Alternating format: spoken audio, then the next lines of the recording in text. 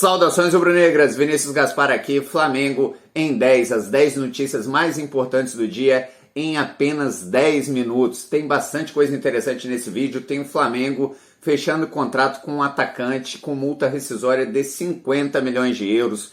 Tem uma decisão do Paulo Souza que está me irritando muito e que pouca gente está observando. Tem várias coisas legais. Então, se você gosta desse tipo de conteúdo, se você torce para o Flamengo, aqui a gente não precisa concordar com tudo, a gente está aqui para debater com seriedade sobre o Flamengo, mas se você gosta desse meu trabalho, gosta desse esforço que eu faço para trazer os conteúdos aqui para vocês, já deixa seu like, principalmente se inscreve no canal e aciona o sininho, que aí você recebe em primeira mão todos os conteúdos que a gente traz por aqui. Então vamos para o vídeo, que são só 10 minutos, a gente tem que tocar bem rápido.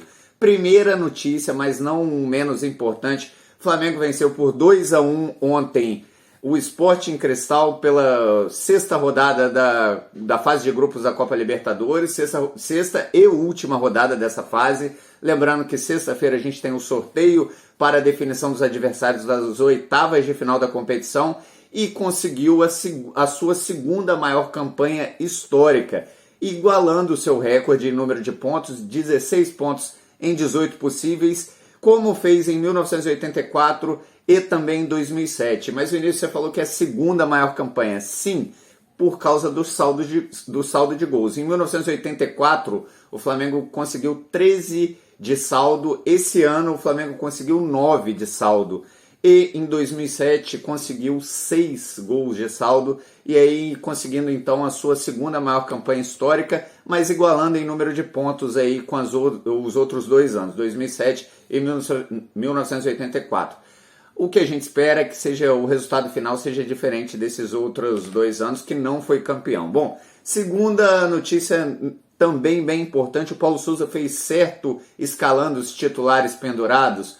Bom, vivemos um momento em que o Paulo Souza tenta se agarrar ao cargo, a torcida está de mau humor completo, com direção técnica, com diretoria de futebol, com o presidente. E aí o Paulo Souza não quis arriscar, colocou muitos jogadores considerados titulares em campo para uma partida que valia pouco, ou era um pouco menos importante. O Flamengo poderia ter vencido sem ter escalado os seus reservas, e aí seus titulares pendurados, e aí o Paulo Souza optou, por exemplo, para colocar em campo uma dupla de volante que os dois, se tomassem cartão amarelo, estariam suspensos para o primeiro jogo das oitavas de final.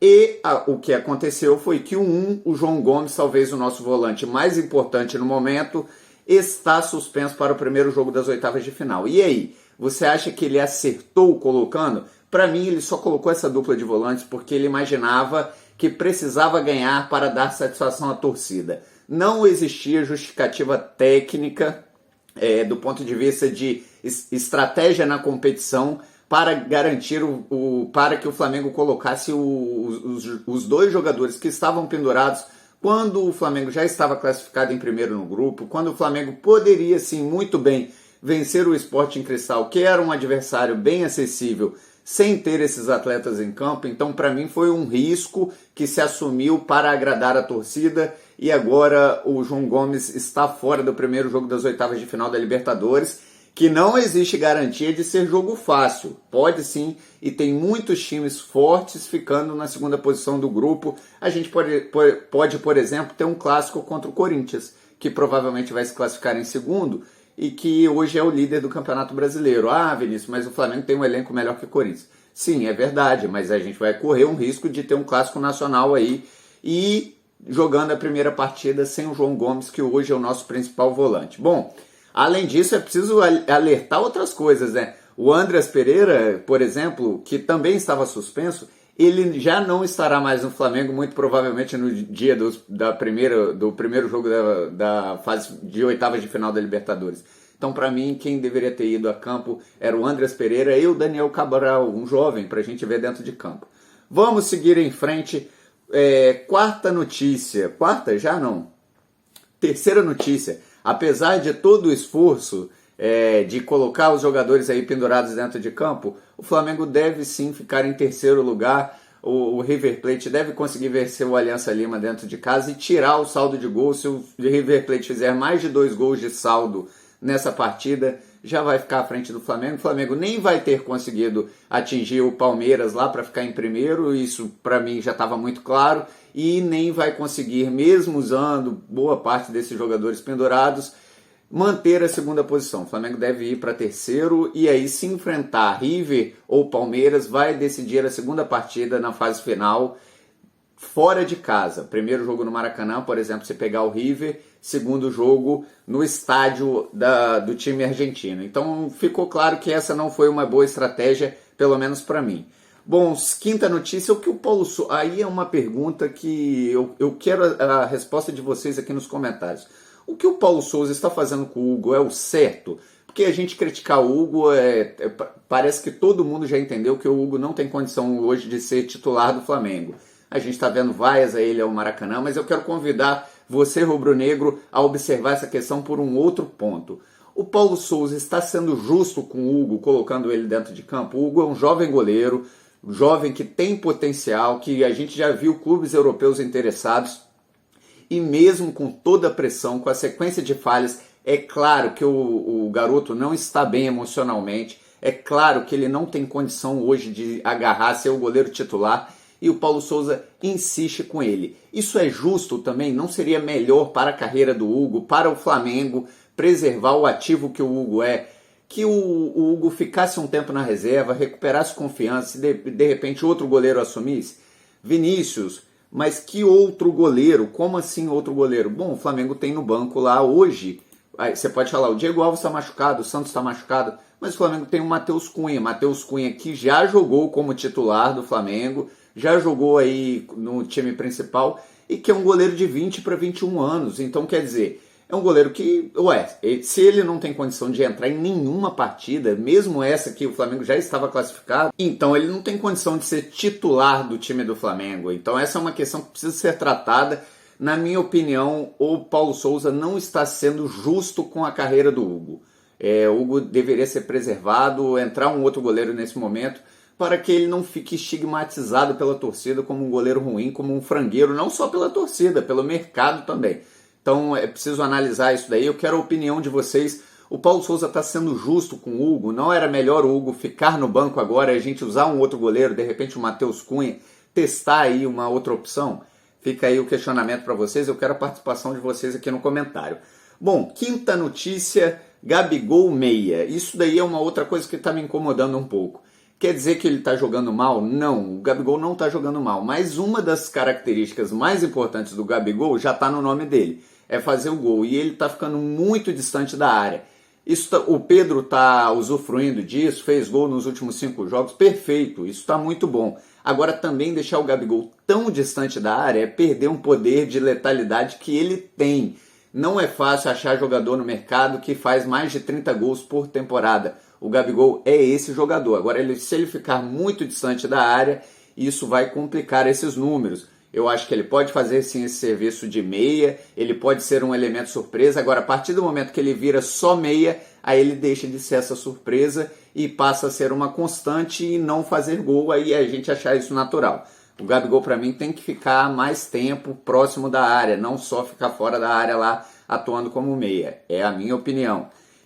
Sexta notícia, futuro do Thüller indefinido. O Thüller voltou do Montpellier e tem futuro indefinido no Flamengo. O Flamengo já tem muitos zagueiros. Minha opinião, libera o Léo Pereira, coloca o Léo Pereira no mercado, ele tem valor de mercado, negocia com alguém, faz um empréstimo, uma troca e reintegra o Thüller ao elenco. O Gustavo Henrique, para mim, tem espaço nesse time e para alguns momentos, algum tipo de jogo, o Gustavo Henrique serve. O Léo Pereira, para mim, já deveria estar fora desse elenco do Flamengo. Sétima notícia, o Flamengo fechou com um atacante com multa de 50 milhões de euros. Quem é esse atacante? Felipe Lima, do seu Sub-17, assinou o seu primeiro contrato profissional com o Flamengo. Quem já assistiu ele em campo, eu já assisti, viu que ele é um atacante veloz, ele é muito incisivo com a bola, então eu tenho boas expectativas para o Felipe Lima. Ele é bem franzino ainda, tem boa estatura, ainda é franzino, mas isso é natural com essa idade. Daqui a pouco ele já vai ganhar, já vai encorpar um pouquinho. Quando ele encorpar, ele vai ser um atacante difícil de marcar. Então o Flamengo acertou o primeiro contrato profissional com ele, multa rescisória de 50 milhões de euros para clubes do exterior. A gente torce para ele dar certo aí cada vez mais com a camisa do Flamengo.